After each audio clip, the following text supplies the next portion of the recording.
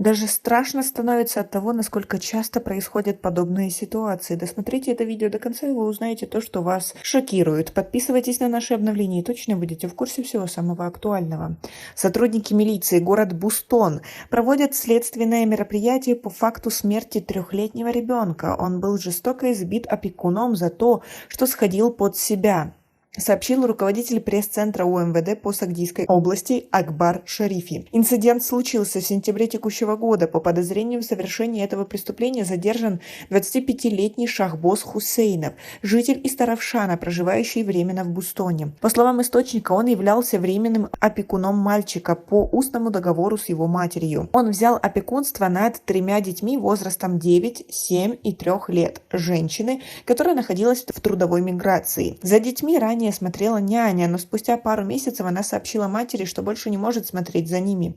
После этого мать попросила няню найти себе замену.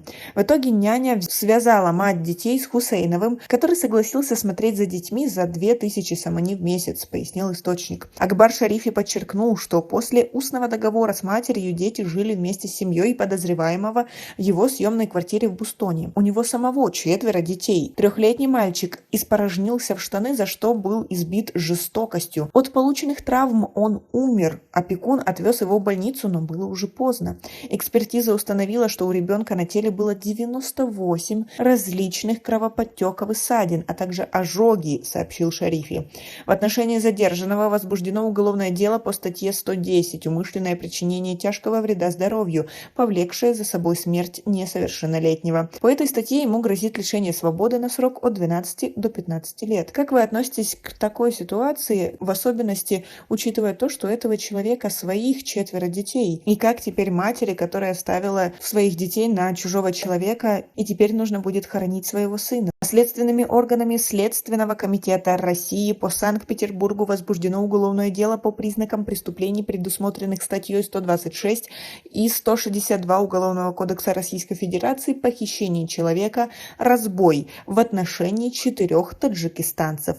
В результате проведения следственных действий и оперативно-розыскных мероприятий задержаны 4 уроженца Таджикистана. Решается вопрос о предъявлении и избрании меры пресечения, сообщает на сайте Главного следственного управления СК по Санкт-Петербургу. По версии следствия, 24 октября 2022 года подозреваемые на парковке на Дунайском проспекте напали на своего соотечественника, после чего, применяя насилие, поместили его в автомобиль Рено. Затем соучастники избили мужчину, угрожали убийством, демонстрируя нож и пистолет, перевезли его на территорию Ленинградской области. Они забрали у него денежные средства и мобильный телефон, часы на общую сумму не менее 60 тысяч рублей, паспорт и другие личные документы.